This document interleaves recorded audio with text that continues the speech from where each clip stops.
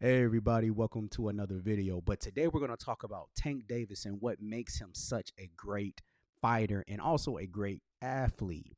But during this, I want to show a clip about what it takes to be great or what it takes to reach our individual goals. All right. And I'm going to show you a practical, biblical uh, application. But hey, let's get into it real quick. All right. This guy that you're seeing right here, his name is Chiselman Fitness. Now he's a well-known fitness guy in the fitness community. He's well known. He's legit. Dude used to be an actual doctor. Look, if you look down here, this dude right here used to be a doctor, but you see his physique. Yo, this dude is the real deal. All right, but let's go ahead and see what he says about why some people who still train consistently still can't get their results. All right, let's go to it.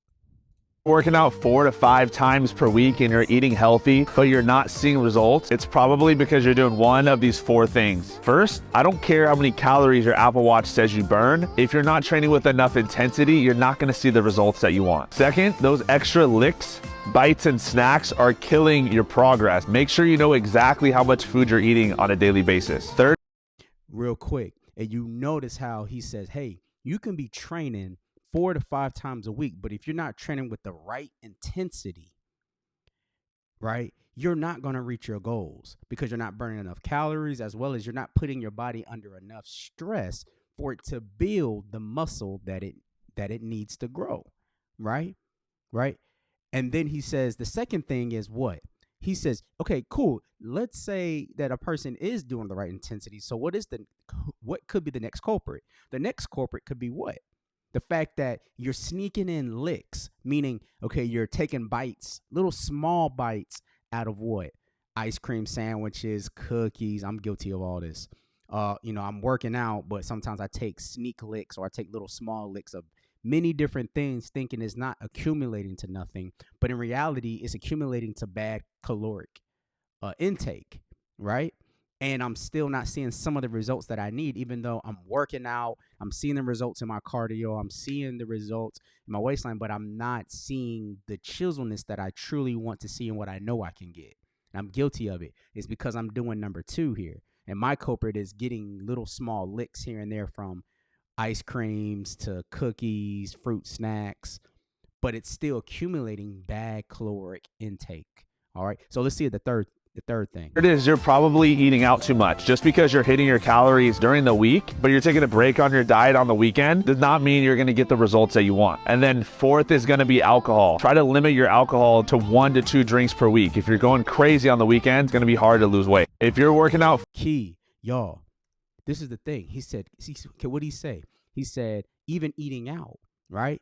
Because what happens is when we go out to eat and says, okay, cool, weekends are my fun days, we tend to binge eat, right? And we break our cycles and we break this, but this is a habit that we're doing, right? And we're eating more than what we should, or we're eating so much bad stuff that is actually working against us, right? It doesn't matter that we're doing good for Monday to Friday. It doesn't matter that we consistently hit the right intensity workouts every day of the week, even on the weekend, right? But our diets are horrible, right? And then he said alcohol. Okay, we're drinking just about every day, or we're drinking maybe 3 to 4 beers a day, right? It's working against us. Even in our good doings, we're still working against ourselves. We're shooting ourselves in the foot.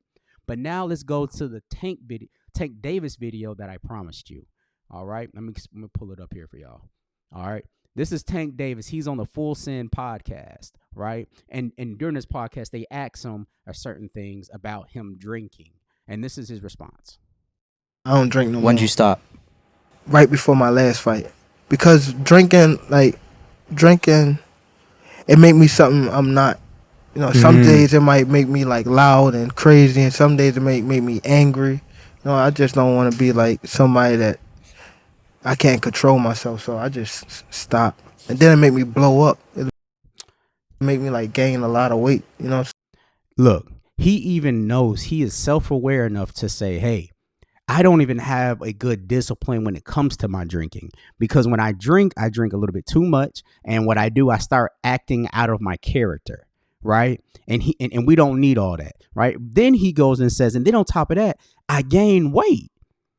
And as a fighter, he knows himself and say, hey, look, I work. And mind you, too, if you watch the last fight, he was able to get Ryan Garcia to drop his weight, to go into the weight class that he's in.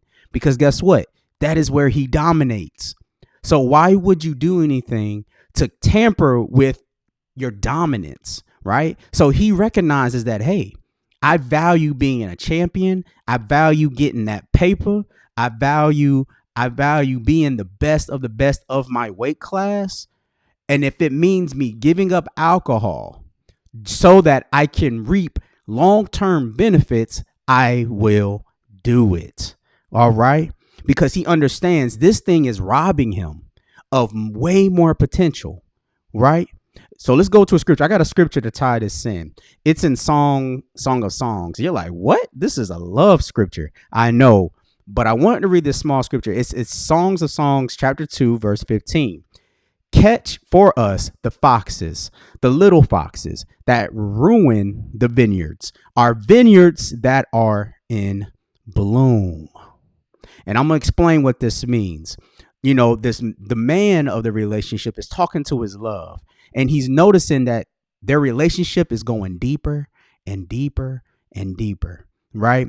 But there's small hindrances that is taking place for preventing that. Or he understands that there's soon about to be a problem. There's something that is about to happen or soon about to happen if we do not have our guardrails up. But he speaks in a metaphor, right? He speaks in a metaphor as a vineyard. The vineyard is their love, right? The vineyard is in love. And he says our vineyards that are in bloom. It's not about to bloom. It's in bloom. But in order to protect your vineyards in real life, okay, what do? Normally you put fences up to protect your vineyard or your grapes or whatever you're growing. You put fences up so that small critters can't run through them and destroy or just eat them and devour them, right? So my question is, what is it in our lives that we are allowing the enemy to hold us captive to where we cannot grow in the things of God? Bing bong. What are things in our lives that we play with and don't allow God to have full reign in? I'm guilty of it. At one point in time, it was pornography for me. Oops, shouldn't have said it. I might bleep that out because YouTube will, demonetize, even though I'm not monetized yet. But anyway, this is the thing, right? What is it in our lives, right, that we are still wanting to hold on to because it feels good for the moment, but destroys us in the end? It robs us. It robs us to fully experiencing all the liberty that Christ has for us in our lives. Also in the natural, right? God works both ways. God is a holistic God, right? Also, even in doing these vices, what is stealing from us naturally that we can't grow physically, mentally, right? Emotionally? Is it our pride? Is it the wounds that we allow people to cause on us? Is it XXX?